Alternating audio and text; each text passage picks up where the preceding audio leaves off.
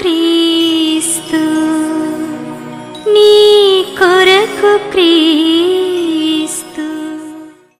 సమూయేలు రాసిన మొదటి గ్రంథము 16వ అధ్యాయము 12, 13 వచనాలని చదువుతానండి. అతడు వాణ్ణి పిలువనంపించి లోపలికి తోడుకుని వచ్చెను. అతడు ఎర్రని వాడును, చక్కని నేత్రములు గలవాడును, చూచుటకు సుందరమైన వాడునై ఉండెను. అతడు రాగానే, నేను కోరుకున్నవాడు ఇతడే, నీవు లేచి వానిని అభిషేకించుమని యెహోవా సెలవీయగా, సమూయేలు తైలపు కొమ్ముని తీసి వాని సహోదరుల ఎదుట వానికి అభిషేకము చేసెను. నాటి నుండి యెహోవా ఆత్మ దావీదు మీదికి బలముగా వచ్చెను. తర్వాత సమూయేలు లేచి రామాకు వెళ్ళిపోయాను. దేవుని యొక్క ఆత్మ దావీదు మీదికి వచ్చిన తర్వాత దేవుడు తన పరిశుద్ధాత్మతో దావీదుని అభిషేకించిన తరువాత ఆ అభిషేకము కారణము వలన, ఆ అభిషేకము మూలముగా దావీదు యొక్క జీవితంలో అనేక రకమైనటువంటి మార్పులు చోటు చేసుకున్నాయి. అంతకుముందు మనము ధ్యానించుకున్నటువంటి అంశాల్లో ఒక విషయం గురించి నేను ప్రస్తావించాను. ఏమిటి అంటే, పరిశుద్ధాత్మ అభిషేకము వచ్చిన తరువాత దావీదు సౌలు ముందు తన యొక్క సంగీత వాయిద్యాన్ని ఆయన వాయించినప్పుడు, ఆ మ్యూజికల్ ఇన్స్ట్రుమెంట్ ఆయన ప్లే చేసినప్పుడు, ఆ సమయంలో దావీదు దేవుణ్ణి ఆరాధించాడు. బయటకు కావచ్చు, లోపలకు కావచ్చు, దేవుడికి స్తుతి, ఆరాధన అనేటటువంటివి చెల్లించడం ప్రారంభించాడు అనేటటువంటి విషయాన్ని నేను ప్రస్తావించి, అది జరిగినప్పుడు ఈ పరిశుద్ధాత్మ యొక్క శక్తి మూలంగా ఆయన పాటలు పాడినప్పుడు, సంగీతము ఆయన ప్లే చేసినప్పుడు, ఆ ఆరాధన దేవుని యొక్క సన్నిధిని ఆ గదిలోనికి, ఆ ప్రదేశంలోనికి వచ్చేటట్లు చేసింది. దాని యొక్క మంచి ఫలితము ఏమిటి అంటే, సౌలు మీద ఉన్నటువంటి దురాత్మ దేవుని యొక్క సన్నిధి అక్కడ దిగి వచ్చినప్పుడు ఆ దేవుని యొక్క సన్నిధిలో నిలువలేక ఆయన్ని విడిచి వెళ్ళిపోయింది. దావీదుకి దేవుడిచ్చినటువంటి అభిషేకం యొక్క ఫలితం అది. పరిశుద్ధాత్మ చేత అభిషేకింపబడిన తర్వాత దావీదు జీవితంలో వచ్చినటువంటి ఒక గొప్ప మార్పు. ఇక రెండో దాని గురించి నేను చెప్పాను, కానీ దాని గురించి మనము ధ్యానించలే. ఆయన ఇశ్రాయేలు యొక్క యుద్ధములు చేయొచ్చు, యుద్ధాల్లో యుద్ధ కౌశలము కలిగినటువంటి వాడై, గొప్ప యుద్ధ ప్రావీణ్యము కలిగినటువంటి వాడై, ఎక్కడికి పంపించినా ఆయన సుబుద్ధితో తన పనిని చేసుకొని శత్రువుల్ని ఓడించి ఇశ్రాయేలుకి సమాధానాన్ని కలిగజేశాడు అని చెప్పి రాయబడింది.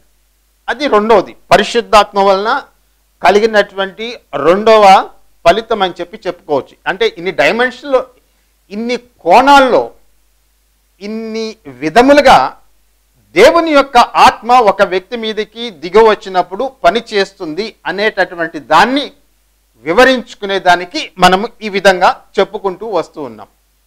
ఇంకా ఇంకొకటి కూడా చెప్పుకున్నాం. అది ఏమిటి అంటే, దేవుని యొక్క పరిశుద్ధాత్మ దావీదు మీదకి బహుబలముగా వచ్చినప్పుడు యెహోవా ఆత్మ అతన్ని ప్రేరేపించనని చెప్పి రాయబడింది కదా. ఆ పరిశుద్ధాత్మ యొక్క అభిషేకము వలన ఆయన జీవితంలో ఇంకొక గొప్ప మార్పు, పెను మార్పు ఒకటి కలిగింది. అది ఏమిటి అనేది అంతకుముందు మెసేజ్లో మనము దాని గురించి ధ్యానించాం. ఆయనకి దేవుని యొక్క వాక్యము మీద గొప్ప ఆసక్తి కలిగింది. ఆ దేవుని యొక్క వాక్యాన్ని ఆచరించాలి, దాన్ని నేర్చుకోవాలి, దానికోసం ఆ వాక్యాన్ని ఆచరించి ఆ వాక్యం ప్రకారం తన నడవడికను దిద్దుకోవాలి అనేటటువంటి ప్రగాఢమైనటువంటి వాంఛ దావీదులో కలిగింది. దానికి ఉదాహరణగా మనము దావీదు రాసినటువంటి కొన్ని కీర్తనలలో నుంచి ఉదాహరణలు చెప్పుకొని ధ్యానించుకున్నాం. అది అయిపోయింది. ఈ దినమున ఈ పరిశుద్ధాత్మ దావీదు మీదకి వచ్చినప్పుడు ఆయన జీవితంలో ఇంకొక కోణంలో కూడా గొప్ప మార్పు జరిగింది. ఇది ఎందుకు చెప్పుకుంటూ ఉన్నామంటే కారణము ఏమిటి అంటే, నూతన నిబంధన గ్రంథంలో పరిశుద్ధాత్మ పొందుకున్న తరువాత యేసు ప్రభు మీద విశ్వాసం ఉంచి ఒక వ్యక్తి పరిశుద్ధాత్మని పొందుకున్న తర్వాత ఆ వ్యక్తి జీవితంలో గొప్ప మార్పులు సంభవిస్తాయి అని బైబిల్లో మనకు చెప్పబడింది. ఆ మార్పుకి ప్రారంభము మొదలు ఏమిటి అంటే, దేవుని యొక్క వాక్యం ద్వారా క్రీస్తులో తిరిగి జన్మించడం అనేటటువంటిది, నూతన జీవము, రీబర్త్, తిరిగి జన్మించడం అనేటటువంటిది జరిగినప్పుడు, పరిశుద్ధాత్మ చేత నింపబడినప్పుడు వ్యక్తి జీవితము మార్చబడుతుంది అనేటటువంటిది మనము చెప్పుకునేటటువంటి విషయం. దావీదు విషయం గురించి ఎందుకు మాట్లాడుతూ ఉన్నామంటే, పాత నిబంధన కాలంలో కూడా పరిశుద్ధాత్మ ఒక వ్యక్తి మీదకి దిగి వచ్చినప్పుడు ఆ వ్యక్తి జీవితంలో అదే విధంగా గొప్ప గొప్ప మార్పులు కలిగినాయి. ఆ వ్యక్తి దేవునికి సమీపంగా రావడం జరిగింది. దావీదు, ఈ సందర్భంలో దావీదు దేవుడి పట్ల అతనికి ఉండేటటువంటి ప్రేమ అనేక రెట్లు అది పెరిగి పెద్దదైంది. అది ఈ దేవుని పట్ల ప్రేమ, ఈ దేవుని వాక్యం పట్ల ఆసక్తి, అంటే ఆ జీల్ అనేటటువంటిది, ఆ passion for the word of God అనేటటువంటిది, దేవుడికి సమీపంగా ఉండాలా, ఆయనతో నడవాలా అనేటటువంటి కోరిక అనేటటువంటిది దావీదులో ఎందుకు కలిగింది అనేటటువంటి ప్రశ్న మనము లేవనెత్తి దానికి సమాధానంగా దేవుని యొక్క పరిశుద్ధాత్మ ఆయన మీదకి దిగి వచ్చినప్పుడు ఈ యొక్క మార్పు కలిగింది.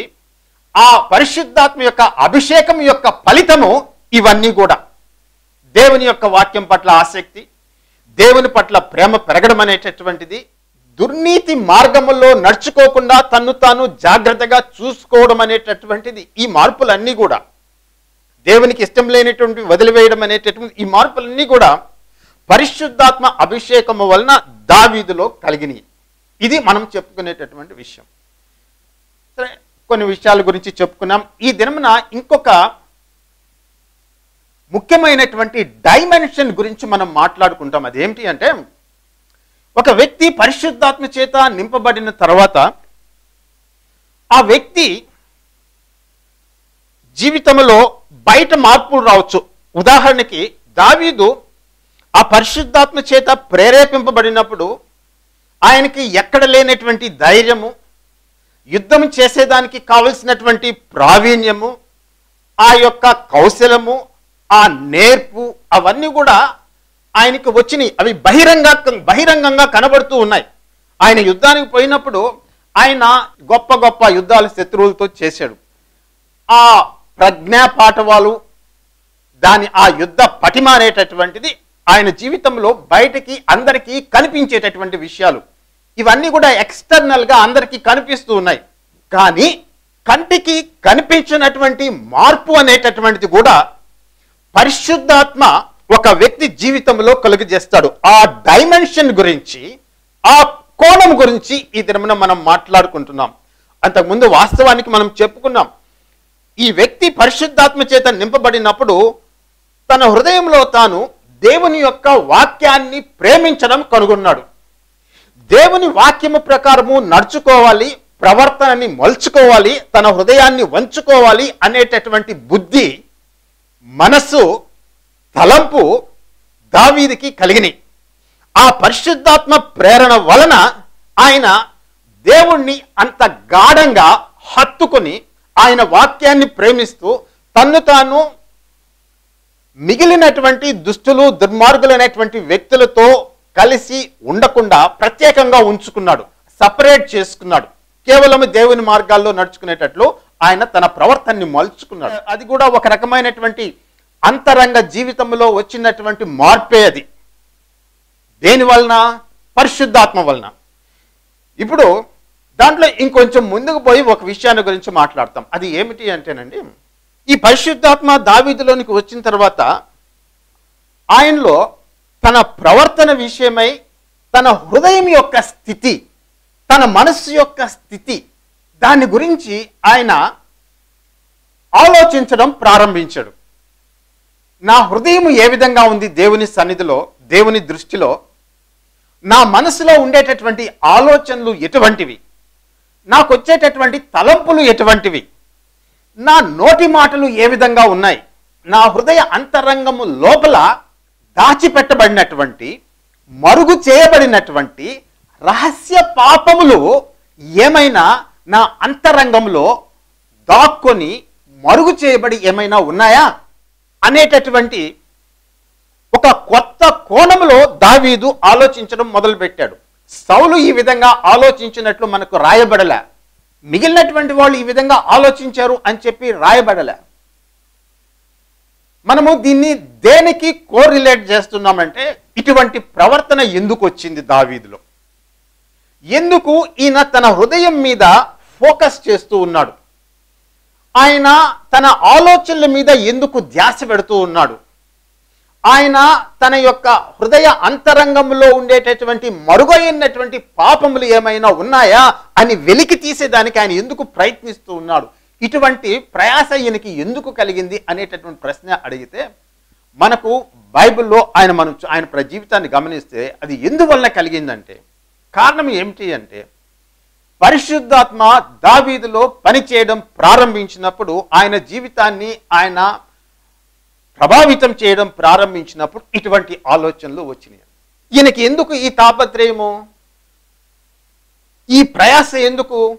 ఒక వాక్యాన్ని చదివి వినిపిస్తాం. మనం చెప్పుకున్నటువంటి విషయాన్ని గురించి మాట్లాడేదానికి ఒక ముఖ్యమైనటువంటి వాక్యాన్ని నేను మీతో పంచుకుంటానండి. 19వ కీర్తన అండి, 9వ వచనం నుంచి కొన్ని వచనాలు చదువుతాను. యెహోవా యందైన భయము పవిత్రమైనది, అది నిత్యము నిలుచును. యెహోవా న్యాయ విధులు సత్యమైనవి, అవి కేవలము న్యాయమైనవి. అవి బంగారు కంటెను విస్తారమైన మేలిమి బంగారు కంటెను కోరదగినవి, తేనె కంటెను జుంటి తేనెదారుల కంటెను మధురమైనవి. వాటి వలన నీ సేవకుడు హెచ్చరిక నుండును, వాటిని గైకుంటు వలన లాభము కలుగును. తన పొరపాటులు కనుగొనగలవాడెవడు? నేను రహస్యముగా చేసిన తప్పులు క్షమించి నన్ను నిర్దోషినిగా తీర్చుము అని ఆయన ఒక విధంగా దేవుని సన్నిధిలో విన్నపం చేస్తూ ఉన్నాడు.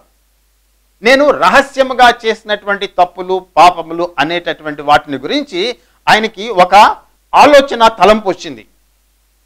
చూడండి, క్షమించి నన్ను నిర్దోషినిగా తీర్చుము, దురభిమాన పాపములలో పడకుండా నీ సేవకుని ఆపుము, వాటిని నన్ను ఏలనీయకము అని చెప్పి, యెహోవా నా ఆశ్రయదుర్గమా, నా విమోచకుడా, నా నోటి మాటలను నా హృదయ ధ్యానమును నీ దృష్టికి అంగీకారములగునుగాక అని చెప్పి ఆయన ఈ మాట మాట్లాడుతున్నాడు. కీర్తనలు 26 1వ వచనం నుంచి, యెహోవా నేను యథార్థవంతుడినై ప్రవర్తించుచున్నాను, నాకు తీర్పు తీర్చుము. ఏమయు సందేహపడకుండా యెహోవా యందు నేను నమ్మిక ఉంచున్నాను. యెహోవా నన్ను పరిశీలించుము, నన్ను పరీక్షించుము, నా అంతరింద్రియములను నా హృదయములను పరిశోధించుము అని చెప్పి ఆయన దేవుని సన్నిధిలో ఆయన ప్రార్థన చేస్తూ ఉన్నాడు. ఆ ప్రార్థన వింటే ఇది ఏ విధంగా ఉంటుందంటే, కొరింథీయులకు రాసినటువంటి మొదటి పత్రిక 11వ అధ్యాయము దాంట్లో ప్రభువు బల్ల దగ్గరకు వచ్చినప్పుడు విశ్వాసులు తమ ప్రవర్తనని ఏ విధంగా పరీక్షించుకోవాలి అనేటటువంటిది అపోస్తలుడైనటువంటి పౌలు కొన్ని హెచ్చరికలు చేశాడు. అందులో ఆయన చెప్పినటువంటి ఒక మాట ఏమిటి అంటే, ఒకడు తన్ను తాను పరీక్షించుకొనవలను అని చెప్పాడు. యోగ్యంగా దేవుని యొక్క బల్లలో, ప్రభువు యొక్క బల్లలో పాలు పంచుకోవాలి, అయోగ్యంగా ఆ పని చేయకూడదు. పరీక్షించుకోవడం అనేటటువంటిది క్రైస్తవులు చేయవలసినటువంటి పని అని మనకు తెలుసు. కమ్యూనియన్కి వెళ్ళినప్పుడు, ప్రభు యొక్క బల దగ్గరికి వెళ్ళినప్పుడు దీని గురించి హెచ్చరికలు చేయబడతాయి. కానీ ఈ దినమున నేను మీకు చూపించేటటువంటి ఆసక్తికరమైనటువంటి విషయం ఏంటి అంటే, గొప్ప విషయం ఏమిటి అంటే అండి, దావీదు పాత నిబంధన కాలంలో ఆయన అనుదిన ప్రవర్తనలో ఆయన తన హృదయాన్ని గురించి ఆయన ఆలోచిస్తూ ఉన్నాడండి. ఏంటి ప్రశ్న ఏంటి అంటే, ఆయన వేసుకునేటటువంటి ప్రశ్న ఏంటి అంటే, లోపలికి తొంగు చూస్తూ ఉన్నాడు. పరిశుద్ధాత్మ ఆయనలోనికి వచ్చిన తర్వాత ఒక రకమైనటువంటి ఇన్వర్డ్ జర్నీ అనేటటువంటిది స్టార్ట్ అయింది.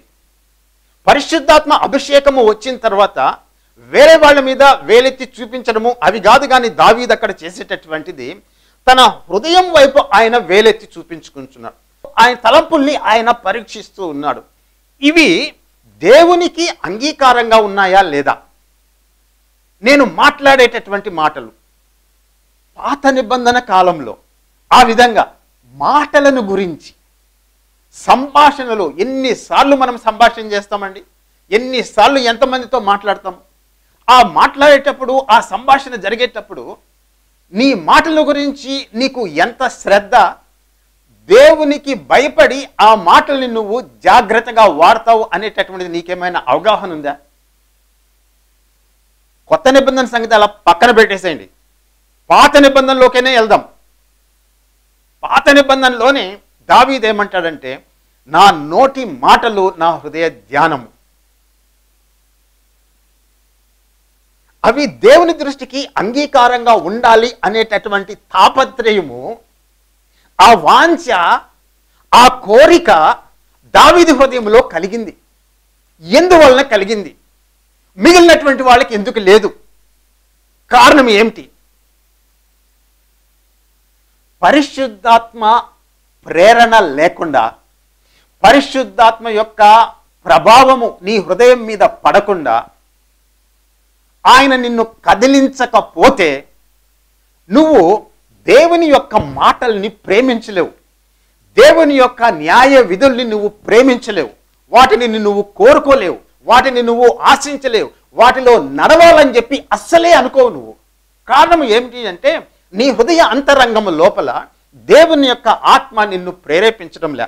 మీరు అడగచ్చు ఈ సమయంలో ఒక మాట, పరిశుద్ధాత్మ లేనటువంటి వారు, క్రైస్తవులు కానటువంటి వారు చాలామంది ఉంటారు, వాళ్ళు ప్రవర్తన మంచిగానే ఉంటుంది అని చెప్పి మీరు అనొచ్చు.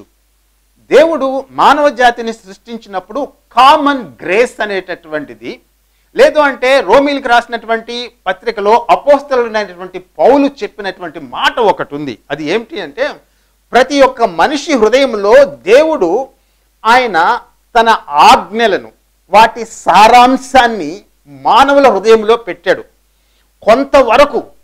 కొంతవరకు ఆ మాటల యొక్క సారాంశము, ఆ మాటలు మానవ హృదయాన్ని ప్రేరేపిస్తాయి. అందువలననే దేవుడు ఆ వాక్యాల్ని వాళ్ళ హృదయాల్లో పెట్టాడు. కాబట్టే ప్రతి సంస్కృతిలో దాదాపు 10 ఆజ్ఞలను పోలినటువంటి నీతి సూత్రాలు, నైతిక నియమాలు ప్రతి సంస్కృతిలో కూడా మీకు కనబడతాయండి. ఇశ్రాయేలుకి అయితే ఆయన రాతి పలకల మీద రాసి దాని మీద ఆయన ముద్ర వేసి ఇది నా ఆజ్ఞ అని చెప్పాడు. కానీ వాటిని పోలినటువంటివి, వాటికి సమీపంగా ఉండేటటువంటివి అనేక సంస్కృతుల్లో మనకు కనిపిస్తాయి. వాటి వల్ల ప్రభావితమైనటువంటి వాళ్ళు నీతి సూత్రాలు వాటిని నడుస్తారు, కొంతవరకు ఉంటుంది. కానీ ఇక్కడ మనం చెప్పుకునేటటువంటిది ఆ రకమైనటువంటి కామన్ గ్రేస్ తోటి, దేవుడిచ్చేటటువంటి ఆ మంచితనముతోటి దాన్ని పోలినటువంటి ప్రవర్తన కాదు. ఇక్కడ దేవుని యొక్క ఆత్మచేత ప్రేరేపింపబడి ఆయన ఇచ్చినటువంటి ఆజ్ఞలని, ఆయన్ని గాఢంగా హత్తుకుని ఉండాలి అనేటటువంటి కోరికని పరిశుద్ధాత్మ పుట్టిస్తాడు అని చెప్పి మనం చెప్పుకుంటూ ఉన్నాం. నైతిక ప్రవర్తన బాగా ఉండేటటువంటి వాళ్ళు అనేక మంది ఉంటారు, వాళ్ళలో చాలా మంది దేవుణ్ణి ప్రేమించినటువంటి వాళ్ళు కూడా ఉంటారు, దేవుడు అంటే నమ్మకం లేనటువంటి వాళ్ళు కూడా ఉంటారు. వాళ్ళని గురించి కాదు మనం మాట్లాడేటటువంటిది. పరిశుద్ధాత్మ చేత నువ్వు ప్రేరేపించబడినప్పుడు నువ్వు ఆ పరిశుద్ధాత్మ క్రీస్తుని ప్రేమించేటట్లు, ఆయన మాటల్ని ప్రేమించేటట్లు, యెహోవా దేవుణ్ణి ప్రేమించేటట్లు నీ హృదయ అంతరంగంలో మార్పుని తీసుకొని వస్తాడు. ఆ మార్పుని గురించి నేను మాట్లాడుతూ ఉన్నా. ఆ మార్పు ఎప్పుడు వస్తుందంటే, నువ్వు యేసు ప్రభువులో, క్రీస్తు ప్రభువులో తిరిగి జన్మించిన తర్వాత ఈ అనుభవంలోనికి నువ్వు వస్తావు. కాబట్టి పరిశుద్ధాత్మ యొక్క శక్తి, ఆయన బలము, ఆయన ప్రేరణ లేకుండా యేసు ప్రభువులో లేనటువంటి రక్షణ లేనటువంటి వ్యక్తికి నువ్వు ఎంత నీతి బోధ చేసినా, ఎన్ని నైతిక సూత్రాలు వాళ్ళకి వివరించినా అవి వాళ్ళ హృదయాన్ని దేవుడి వైపుకి తిప్పి దేవుణ్ణి హత్తుకునేటట్లు చేయలేవు. ఈ లోకానికి నీతి సూత్రాలు తెలియవా? ఈ లోకంలో నైతిక నియమాలు లేవా? అయినా కూడా ఈ లోకము ఎందుకు ఇంత దిగజారిపోతూ ఉంది? ఒకసారి మీరు ఆలోచించండి. పరిశుద్ధాత్మ ఉంటేనే, ఆ పరిశుద్ధాత్మ శక్తి నీలో పోయబడితేనే, ఆ పరిశుద్ధాత్మ శక్తి వలన నీకు ఇదిగో దావీదు చెప్పినట్లుగా ఆయన ఆజ్ఞల్ని హత్తుకోవాలి అనేటటువంటి కోరిక కలుగుతుంది. ఆయన ఆజ్ఞలని నువ్వు ప్రేమించగలవు. ఆయన ఆజ్ఞల్ని చెయ్యాలన్నటువంటి కోరిక నీకు కలుగుతుంది. ఆచరించాలన్నటువంటి కోరిక నీకు కలుగుతుంది. అంటే నీ నడవడికని నువ్వు మార్చుకుంటావు, నీ పద్ధతులు నువ్వు మార్చుకుంటావు, నీ వైఖరి నువ్వు మార్చుకుంటావు. అన్నిటికంటే ముఖ్యంగా ఈ దినం మనం మాట్లాడేటటువంటి విషయం ఏమిటి అంటే, దావీదు ఎంతగా దేవుని యొక్క పరిశుద్ధతను ఆయన కోరుకుంటున్నాడు, ఆ పరిశుద్ధత పట్ల ఆయన ఎంతగా ఆకర్షించబడ్డాడు. ఈ పరిశుద్ధుడైనటువంటి దేవుడి పట్ల ఎంతగా ఆకర్షించబడకపోతే ఆయన దేవుడి దగ్గరకు వచ్చి ఏమంటాడంటే, దేవా నువ్వు నన్ను బాగుగా పరిశీలించుము, నన్ను పరిశోధించుము, నీకు ఆయాసకరమైనటువంటి మార్గం ఏమైనా నాలో ఉందేమో నువ్వు చూడుము. ఎందుకు? కారణం ఏంటి? ఎందుకు ఈ ప్రయాస? ఎందుకు దేవుడి దగ్గరికి వెళ్ళి తాను పరిశీలించుకోవడం ఎందుకు అంటే, ఒక కోరిక ఉంది దావీదుకి, ఒక ఆశ ఉంది దావీదుకి. అది ఏమిటి అంటే, దేవునితో నడవాలి, ఆయనకి అంగీకారంగా నడవాలి, ఆయనకి ప్రీతికరంగా నడవాలి, ఆయనకి సంతోషకరంగా నడవాలి, ఆయన మాటల్ని నేను జవదాటకూడదు, ఆయన మార్గంలోనే నన్ను నడవాలి అనేటటువంటి కోరిక ఒకటి ఉంది. తన ప్రభువుకి ప్రీతికరంగా ఉండేటట్లు నడుచుకోవాలి. దానికి చేయవలసినటువంటి పని ఏంటి? ఆయన ఆజ్ఞల్ని ఆచరించాలి. ఆయన ఆజ్ఞల్ని ఆచరించకుండా, ఆయన మార్గంలో నడవకుండా నువ్వు ప్రభువుకి ప్రీతికరంగా ఉండలేవు, దేవునికి ఇష్టడుగా ఉండలేవు. పరిశుద్ధత లేకుండా ఎవడు కూడా దేవుణ్ణి చూడడు. నిన్ను పరిశుద్ధతలోకి నడిపించేటటువంటివి, నీ పరిశుద్ధతను పెంచేటటువంటివి, నీ పరిశుద్ధతలో నిన్ను ఎదిగేటట్లు చేసేటటువంటివి దేవుని యొక్క మాటలు, దేవుని యొక్క ఆజ్ఞలు, దేవుని యొక్క సూచనలు. అది ఆయన రాసేటటువంటి. ఆయనకి మిగిలినటువంటి వాళ్ళతో కలిసిపోయి అపవిత్రతతో బ్రతకడం ఆయనకి ఇష్టం లేదండి. పరిశుద్ధతను కోరుకుంటున్నాడు ఆయన. దేవునిలో ఉండేటటువంటి పరిశుద్ధతని ఆయన కోరుకుంటున్నాడు. నా హృదయము అపవిత్రం కాకుండా నేను కాపాడుకోవాలా, నా ఆలోచనలో అపవిత్రమైనటువంటిది లేకుండా నేను చూసుకోవాలా, నేను మాట్లాడేటటువంటి మాటల్లో దేవునికి వ్యతిరేకమైనటువంటివి, ఆయనకు బాధ కలిగించేటటువంటి మాటలు లేకుండా నేను చూసుకోవాలా. నేను చెప్పిన మాటలు కాదండి, ఆయనే చెప్తూ ఉన్నాడు, నా నోటి మాటలు నా యొక్క హృదయ ధ్యానము. ఏ లెవెల్లో ఆయన హోలీనెస్ని ఆయన పర్స్యూ చేస్తున్నాడు ఒకసారి అంటే, ఆయన పరిశుద్ధతని వెంబడించడంలో, దావీదు పరిశుద్ధతని వెంబడించడంలో, ఆ పరిశుద్ధతను కోరుకోవడంలో నోటి మాటల గురించి ఆలోచిస్తున్నాడు. ఆయనకి కలిగేటటువంటి ఆలోచనలు, తలంపులను గురించి ఆలోచిస్తూ ఉన్నాడు. ఎవరి మీద ద్వేషం ఉంది, ఎవరి మీద అసూయ ఉంది, ఎవరిని నాశనం చేయాలనుకుంటున్నాను, ఎవరిని దొంగచాటుగా దెబ్బతీయాలనుకుంటున్నాను, ఎంత అక్రమంగా సంపాదించాలనుకుంటున్నాను, ఎవరిని కూల్చాలనుకుంటున్నాను, ఇటువంటి ఆలోచనలు ఏమైనా వస్తున్నాయా? అటువంటివి ఏమన్నా దేవునికి వ్యతిరేకమైనటువంటి, దేవుని ఆజ్ఞలకు వ్యతిరేకమైన ఏమైనా నా హృదయంలో కలుగుతున్నాయా అని దేవుని యొక్క వాక్యపు వెలుగులో ఆలోచనల్ని పరిశీలిస్తూ ఉన్నాడు. ఆ విధమైనటువంటి పరిశుద్ధతని ఆయన పర్స్యూ చేస్తున్నాడు. ఆ విధమైనటువంటి పరిశుద్ధతని ఆయన వెంబడిస్తూ ఉన్నాడు. దావీదు చెట్టు కింద కూర్చొని తపస్సు చేసేటటువంటి వ్యక్తి కాదు. ఎక్కడో దేవుణ్ణి దూరంగా ఉండేటటువంటి దేవుని గురించి తలపోసి ఆలోచించి చిట్ట చివరికి దేవుడి దగ్గరికి చేరుకోవాలనేటటువంటి అన్రియలిస్టిక్ మార్గంలో లేడు ఆయన. ఈ లోకంలో జీవిస్తూనే, తన ప్రజల మధ్య జీవిస్తూనే, ఆయన పరిపాలన చేస్తూనే, ఆయన అంతరంగంలో పరిశుద్ధతని అనేటటువంటి దాన్ని ఆయన ఎంతగానో కోరుకుంటాడు. ఈ అంతరంగంలో ఉండేటటువంటి పరిశుద్ధత అనేటటువంటిది దేవునికి అత్యంత ప్రీతికరమైనటువంటిది అండి. తెల్లబట్టలు వేసుకున్నంత మాత్రాన వేషాన్ని బట్టి ఒక వ్యక్తికి పరిశుద్ధత రాదు. దేవుడు చూసేటటువంటిది నీ హృదయ అంతరంగంలో ఎంత పరిశుద్ధత ఉంది అనేటటువంటిది చూస్తాడు. నీ ఆలోచనలో ఎంత పరిశుద్ధత ఉంది, నీ తలంపుల్లో ఎంత పరిశుద్ధత ఉంది, లేకపోతే ఆ ఆలోచనలో ఆ తలంపుల్లో ఎంత మురికి ఉంది, ఎంత అపవిత్రత ఉంది, ఆ ఆలోచనలో ఆ తలంపుల్లో ఎంత కాముకత్వం ఉంది, ఆ ఆలోచనలో ఆ తలంపుల్లో ఎంత జారత్వం ఉంది, ఎంత దొంగతనం ఉంది, ఎంత దాన్ని ఏమంటాం దురాశ ఉంది. ఇవన్నీ కూడా దేవుడు చూస్తాడండి. దేవుని యొక్క కన్నులకి సమస్తము కూడా తేటగా కనిపిస్తూ ఉంటుంది. నీకు వచ్చేటటువంటి ప్రతి ఆలోచన దేవుడు ఎరుగు.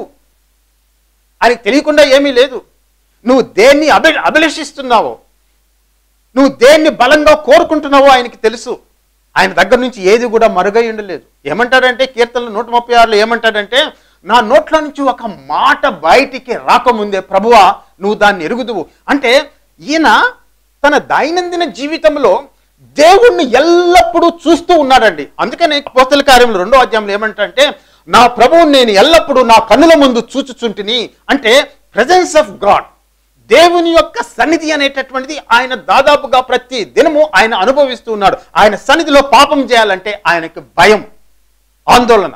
మీరు వెంటనే నేను ఈ మాట అనగానే మీరు వెంటనే మరి బత్షెబా సంగతి ఏంటి అని చెప్పి మీరు అనొచ్చు. అవునండి, అక్కడ పడ్డాడు కానీ లేచాడు. ఆయన ఆ 51లో రాసినటువంటి ఆ కీర్తనలో ఆయన అడిగినటువంటి మాట ఏమిటి అంటే, దేవా నాలో నుంచి నీ పరిశుద్ధాత్మను దయచేసి తీసివేయకుము. ఆయన జీవితానికి, ఆయన ప్రవర్తనకి, ఆయన ఎదుగుదలకి, దేవుడిచ్చేటటువంటి సమస్తమైనటువంటి ఆశీర్వాదాలకి కారణము ఆయనకి దేవుడిచ్చినటువంటి అభిషేకం అండి. ఆ పరిశుద్ధాత్మ యొక్క అభిషేకము వలన ఆయన అటువంటి జీవితాన్ని జీవించగలిగాడు. మారు మనసు పొందాడు, ఒప్పుకున్నాడు దేవుడి సన్నిధిలో. నీకు వ్యతిరేకంగానే, కేవలం నీకు వ్యతిరేకంగానే నేను ఈ దుష్కార్యం చేశాను అని చెప్పి కన్ఫెస్ చేశాడు. దాన్నేమి మనము చాప కింద దాచిపెట్టి దావీదు ఎప్పుడు పడలేదు, పాపం చేయలేదని చెప్పి మనము మసిబూసి మారేడికాయ చేయడం లేదాన్ని, వైట్ వాషింగ్ ఏమి ఇవ్వడం లేదానికి. అవును జరిగిందని చెప్పి ఒప్పుకుంటున్నాం, అవును జరిగిందని చెప్పి ప్రకటించబడుతుంది బైబిల్లో. ఆయనలో ఉండేటటువంటి ఆ బలహీన సమయంలో he did commit that particular sin. After that he repented and found grace again in the sight of God.